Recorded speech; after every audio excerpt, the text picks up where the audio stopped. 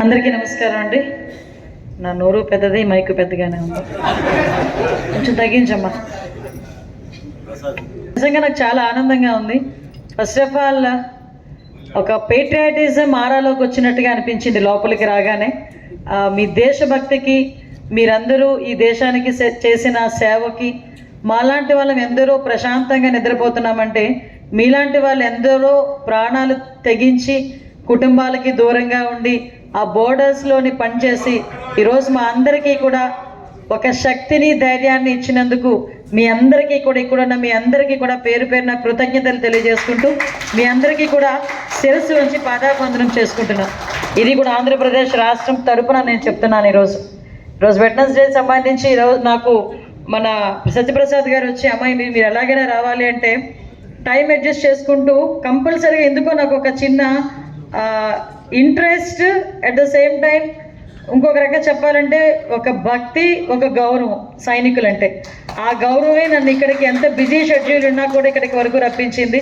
దానికి ప్రత్యేకంగా డైరెక్టర్ సత్యప్రసాద్ గారికి నేను ధన్యవాదాలు తెలియజేసుకుంటున్నా. రిటైర్డ్ మేజర్ చారీజీ, ఆయన చూస్తే ఏమో పెద్ద వయసు పెద్దగా అనిపిస్తున్నారు, కానీ ఆయన మాట తీరు అన్నీ కూడా యువకుడిలాగే ఉన్నారు ఆయన. Especially thank you so much sir. జై హింద్. ఇక్కడున్న అందరికీ కూడా పేరు పేరున నేను ధన్యవాదాలు, నమస్కారాలు తెలియజేసుకుంటున్నా. సైనిక కుటుంబ సభ్యులు మన రాష్ట్రంలో సుమారుగా 1,10,000 మంది ఉన్నారని చెప్పి ఇప్పుడే సత్యప్రసాద్ గారు చెప్పారు. We are very proud. That's why ఇప్పుడు కూడా అంటారు మేరా భారత్ మహాన్ అని. దానికి మీ అందరూ కూడా సహాయ సహకారాలు అందించి ఈరోజు ఈ కార్యక్రమానికి నన్ను ఆహ్వానించినందుకు ప్రత్యేకంగా మరొక్కసారి మీ అందరికీ కూడా ధన్యవాదాలు తెలియజేసుకుంటున్నా.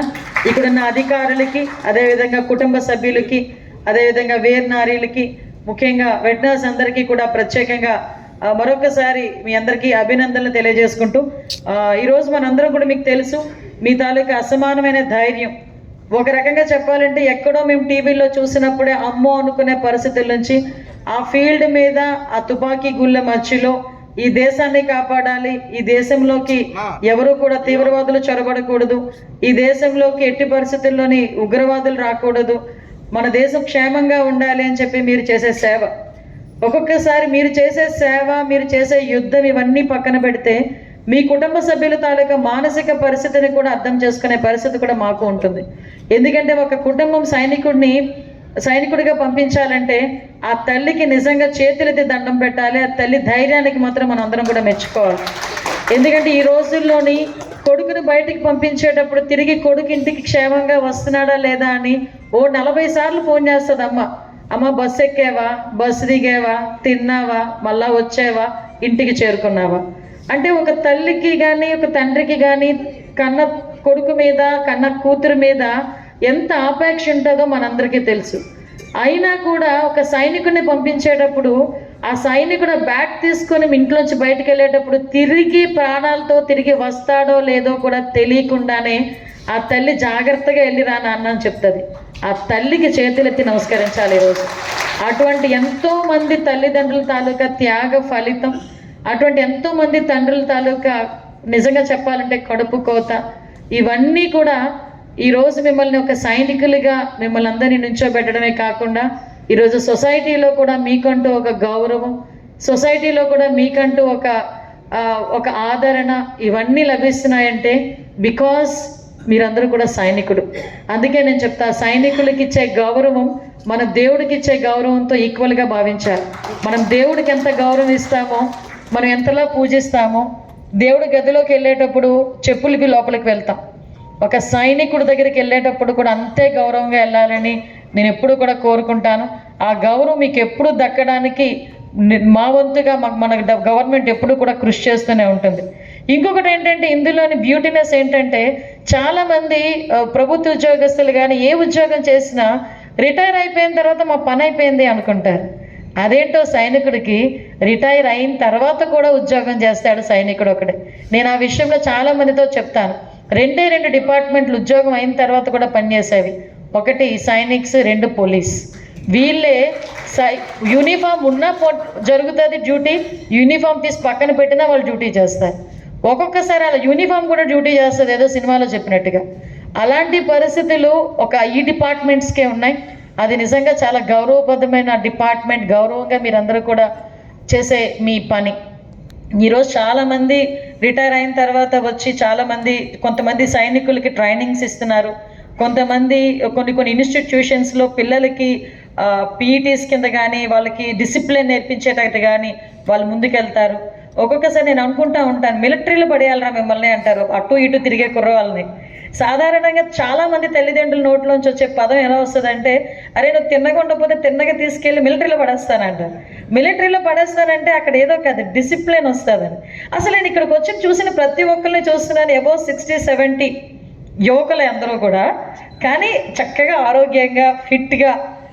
ఎస్, అంటే మన డిసిప్లినే మనకి ఆరోగ్య హెల్త్ విషయంలోనే కానీ, మీ డిసిప్లిన్ కానీ, మన వే ఆఫ్ లైఫ్ స్టైల్ కానీ ఈరోజు మీ అందరికీ వచ్చిందంటే మీరు అన్ని సంవత్సరాలు అక్కడ పని చేయటం. సో ఇలాంటి మీ అందరినీ కూడా, అంటే నేను మళ్ళీ ఇంకొకటి కూడా చెప్తానండి, అంటే మీరు ఎంత పేట్రియాటిజం ఎలా ఉంటుందంటే మీ అందరిలోని కూడా, నేను చాలామందిని అబ్జర్వ్ చేశాను, చాలామందితో మాట్లాడుతుంటా. నేను తిన్నగా ఉండను, ఎవరైనా నా పక్కన మాజీ సైనికులు కానీ ఎవరైనా వచ్చారంటే, ఈవెన్ ఏ డిపార్ట్మెంట్ వాళ్ళు కూర్చున్నా నేను వాళ్ళతో మాట్లాడతా. నేను ఒకసారి ఒక అతన్ని అడిగాను, మీకు 2 ఆప్షన్స్, ఒకటి కుటుంబం ఒకటి దేశం ఉంటే మీరు దేనికి ప్రయారిటీ ఇస్తారంటే, ఆబ్వియస్లీ చిన్న పాస్ కూడా ఇవ్వలేదు, చిన్న గ్యాప్ కూడా ఇవ్వలేదు, ఆబ్వియస్లీ దేశం అమ్మ. అంటే మేము ఆ దేశం గురించి కమిట్ అయ్యి ఆ దేశం గురించి మా ప్రాణాలు కూడా సైతం లెక్క చేయకుండా మేము అందులోకి వెళ్ళామంటే, మా కుటుంబం అడ్డొచ్చినా మేము ముందుకు మేము అది దాటి రాలేము, మాకు దేశం ముఖ్యమని చెప్పిన సంఘటనలు ఎన్నో. అవి కూడా ఏంటంటే చాలా సందర్భాల్లో అవి కూడా కళ్ళగా కనిపించినాయి నాకు. మొన్న రీసెంట్గా ఆపరేషన్ సింధూర్ కూడా నిజంగా నేను హోమ్ మినిస్టర్ అయిన తర్వాత జరిగిన సంఘటన. అక్కడ ఉగ్రవాదులు పహల్గామ్లో ఆడవాళ్ళని పక్కన పెట్టి మగవాళ్ళని చంపుతూ ఉంటే, మాలాంటి వాళ్ళకి కొంచెం కడుపు రగిలింది, గుండె రగిలింది అంటే అక్కడి నుంచి వచ్చిన మీ పరిస్థితి ఎలా ఉంటుందో ఎవరైనా అర్థం చేసుకోగలరు. ఒకసారి ఒక ఆయన నాకు ఫోన్ చేశాడు, అమ్మ నేను రిటైర్డ్ సైనిక్ని, నేను ఆర్మ్డ్ ఫోర్స్లో చేశాను, మీరు నాకేమైనా అవకాశం ఇస్తే నేను ఒకసారి వెళ్తాను పహల్గామ్ అని. అంటే వాళ్ళ తాలూకా నేచర్ అలా ఉంటుంది. సో మీ అందరికీ కూడా ఇలాంటి సందర్భాల్లో మిమ్మల్ని అందరినీ గుర్తు చేసుకోవటం, మీ తాలూకా ధైర్య సాహసాలని గుర్తు చేసుకోవటం, మిమ్మల్ని అందరినీ మేము గౌరవించుకోవటం నిజంగా నా పూర్వజన్మ సుకృతం కింద భావిస్తున్నానండి. ఇందాక మేడం కూర్చొని నా గొప్పతనం ఏదో చెప్తే ఎలా ఉంది తెలుసా అమ్మ, అది సింహం ముందు కూర్చొని జింక ఫ్లూట్ ఊదుతున్నట్టు ఉంది. ఎందుకంటే ఇక్కడ వీళ్ళ ఒక్కొక్క చరిత్ర నా ఒక్కదాన్ని కాదు, ఇక్కడ ఈ పెద్ద ఆయన నుంచి ఉంటే ఒక చరిత్ర బయటకు వస్తుంది, ఆ పక్కన పెద్ద ఆయన తీసుకుంటే ఒక చరిత్ర వస్తుంది, ఆ వెనకాతల అమ్మ దగ్గర అడిగితే ఒక చరిత్ర వస్తుంది. మాదే ఉందండి, రెగ్యులర్గా చదువుకున్నాము, ఆ చదువుకునే బాటలో దేవుడి దయ వల్ల అదృష్టం కలిసి వచ్చి చంద్రబాబు నాయుడు గారి దయ వల్ల ఈరోజు ఈ పొజిషన్లో ఉన్నాం. కానీ మీలాంటి వాళ్ళ ఎదురుగా నుంచొని మాట్లాడడానికి దేవుడు నాకు అవకాశం ఇచ్చినందుకు ముందు ఆ భగవంతుడికి నేను థ్యాంక్స్ చెప్పుకోవాలి, మీ అందరికీ కూడా నేను ధన్యవాదాలు చెప్పుకోవాలి. ఈరోజు ఆంధ్రప్రదేశ్ గవర్నమెంట్ ఎప్పుడూ కూడా మీ అందరికీ సేవ చేసేదానికి, మీ గౌరవం నిలబెట్టేదానికి, రేపొద్దున్న ఎవరైనా కూడా రిటైర్ అయ్యి బయటకు వచ్చిన తర్వాత కూడా రిటైర్మెంట్ బెనిఫిట్స్ కూడా రావడానికి ఏ ఆఫీసుల చుట్టూ తిరగకూడదు అని సపరేట్గా ఒక సైనిక్ వెల్ఫేర్ కార్పొరేషన్ అనేది ఏర్పాటు చేయడమే కాదు, సైనిక్ వెల్ఫేర్ శాఖని కూడా ప్రత్యేకంగా బలోపేతం చేసి ఈరోజు ఎక్కడ కూడా ఎవరికి కూడా ఇబ్బంది లేకుండా చేసే పరిస్థితి. నేను హోమ్ మినిస్టర్ అయిన తర్వాత మన మాజీ సైనికులందరూ నా దగ్గరికి వచ్చారు, ఒక మీటింగ్కి వెళ్ళాను నేను. అందులోని ఇలా సైనిక్ వెల్ఫేర్ కార్పొరేషన్ ఎప్పటి నుంచో పెండింగ్ ఉందమ్మా అంటే, బిలీవర్ ఆర్ నాట్, నేను ఒక్కసారి సార్ దగ్గరికి వెళ్ళి, సార్ సైనిక్ వెల్ఫేర్ కార్పొరేషన్ ఒకటి పెండింగ్ ఉండిపోయిందంటండి ఎప్పటి నుంచో అన్న వెంటనే ఇమ్మీడియట్గా శాంక్షన్ చేయండి, దానికి 10 కోట్ల రూపాయలు ఇమ్మీడియట్గా గవర్నమెంట్ తరఫున ఇవ్వండి అని చెప్పిన ఏకైక సీఎం మన చంద్రబాబు నాయుడు గారు. దానికి సంబంధించి ఈరోజు సైనిక్ వెల్ఫేర్ కార్పొరేషన్ ఏర్పాటు చేసుకున్నాం. అట్ ద సేమ్ టైం ఈరోజు ప్రత్యేకంగా మీలాంటి వాళ్ళందరూ కూడా ఈరోజు చాలామంది యువతకి మార్గదర్శకులు. ఈరోజు ఒక్కొక్కసారి కడుపు తరుక్కుపోతుంటుంది, మీలాంటి వాళ్ళేమో ఎప్పటి నుంచో దేశం గురించి సేవ చేసి ఇప్పటికీ కూడా ఈ వయసులో కూడా సేవ చేయడానికి సిద్ధంగా ఉన్నామని ఇంత డిసిప్లిన్గా ఉంటే, కొంతమంది కొన్ని సిచ్యువేషన్స్లో ఉన్న బేసిక్ కుటుంబ నేపథ్యం నుంచి కానివ్వండి, వాట్ ఎవర్ ఇట్ చుట్టుపక్కల ఉన్న వాళ్ళు కానివ్వండి, చాలామంది యువత ఈరోజు డ్రగ్స్కి బానిసైపోయి, గాంజాకి బానిసైపోయి వాళ్ళ బతుకులు అంటే వాళ్ళ జీవితాలు పాడు చేసుకునే సందర్భాలు కూడా చాలా చూసాం.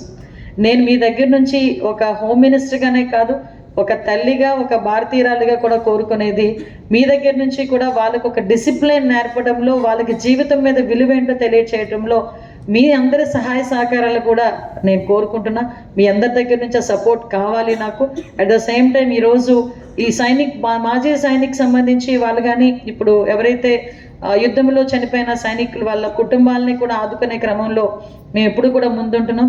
వాళ్ళకి సంబంధించి ఉద్యోగ అవకాశాలు కూడా ఇమీడియట్గా ఇప్పుడే నేను సత్యప్రసాద్ గారిని కూడా అడిగా, ఎంత టైం పీరియడ్లో ఇస్తున్నామంటే వితిన్ 6 months 8 months లోపే మనం ఇస్తున్నామండి అని చెప్పారు. ఇప్పుడే నాకు చారీజీ కూడా ఒక ఇన్ఫర్మేషన్ కూడా ఇచ్చారు. కొన్ని సందర్భాల్లో కొంత మేరకు కుటుంబం నుంచి కూడా వాళ్ళు కొంత ఇబ్బంది పడుతున్నారు అన్నారు. అటువంటి దానికి ఒక స్పెషల్ డెస్క్ని ఏదైనా ఏర్పాటు చేయడానికి నేను ఒకసారి హోమ్ డిపార్ట్మెంట్లో కూడా ప్రత్యేకంగా మాట్లాడతా. ఎందుకంటే ఇప్పుడు రెగ్యులర్గా ఒక సైనికుడు కూడా పోలీస్ స్టేషన్కి కంప్లైంట్ పట్టుకొని వెళ్ళే పరిస్థితి రాకూడదు. వాళ్ళకంటూ ఒక స్పెషల్ డెస్క్ అన్నది కంపల్సరీగా అవసరం. ఇప్పుడే ఇక్కడ కూర్చునేటప్పుడు నాకు ఒక ఆలోచన వచ్చింది.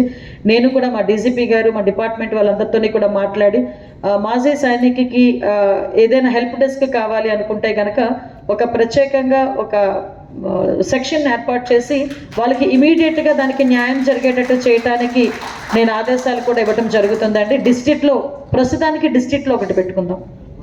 ఎందుకంటే 1,10,000 మంది ఉన్నారు. అందరినీ ఏకదగ్గిగా ఒక దగ్గర పెట్టినా కూడా మీకు న్యాయం జరగదు. సో ఎస్పీ ఆఫీస్లోనే ఒక స్పెషల్ డెస్క్ని ఏర్పాటు చేసుకొని ఎవరైనా ఇలా మాజీ సైనిక్స్ వచ్చారంటే కనుక ఇమీడియట్గా వాళ్ళకి న్యాయం జరిగేటట్టు చేయడానికి, ఎక్కడ కూడా లేట్ చేయకుండా చేయడానికి నేను ఇమీడియట్గా మాట్లాడి అది కూడా యాజ్ ఎర్లీ యాజ్ పాసిబుల్ ఆ నోట్ కూడా మీకు పంపించడం జరుగుతుంది. అట్ ద సేమ్ టైం పిల్లలకి కూడా వాళ్ళకి కూడా ఒక న్యాయం జరగాలి.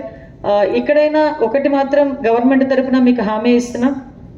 ఈరోజు మాజీ సైనికుల తాలూకా గౌరవం పెంచేదానికి, వాళ్ళని సెక్యూర్గా చూసుకునేదానికి, అదేవిధంగా వాళ్ళని ఎక్కడ కూడా వాళ్ళు ఎటువంటి ఇబ్బంది పడకుండా చూసుకునేదానికి. ఈ మధ్యకాలంలో ఏమైపోయిందంటే ఈ భూమికి సంబంధించిన ఇష్యూస్ ఎక్కువైపోవటం వల్ల మీరా అన్ని రూల్ రెగ్యులేషన్స్ అని వెళ్తారు, అవతల వాడు అలా ఉండట్లా. ఆటోమేటిక్గా మీ భూముల మీదకి కూడా కబ్జాలకు వచ్చే పరిస్థితులు కూడా కనిపిస్తున్నాయి. దాని మీద కూడా చాలా సివియర్గా సీఎం గారు యాక్షన్ తీసుకోమని చెప్పారు.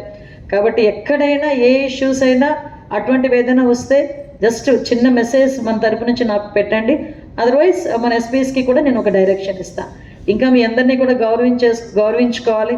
ఇలా మీ పిలిచే ప్రతి ప్రోగ్రామ్కి కూడా నాకు టైం చేసుకొనైనా కంపల్సరీగా వస్తానని మీ అందరికీ కూడా మాట ఇస్తున్నాను. మీ అందరితో పాటు కూర్చుంటే నాకు ఒక ధైర్యం వస్తుంది. సొసైటీకి ఏదో ఒకటి చేయాలి అని తప్పన మీలాంటి వాళ్ళందరినీ చూసి మేము కూడా మీ మార్గదర్శనం నడిచేదానికి మేము కూడా ముందుంటామని మిమ్మల్ని అందరినీ కూడా మీ అందరికీ కూడా తెలియజేసుకుంటూ మీ అందరికీ కూడా మరొకసారి కృతజ్ఞతలు తెలియజేయాలి. మీకు చెప్పాను కదా ఇందాక, ఎంత కృతజ్ఞతలు తెలియజేసినా చాలా తక్కువే. మీరు చేసిన సర్వీసెస్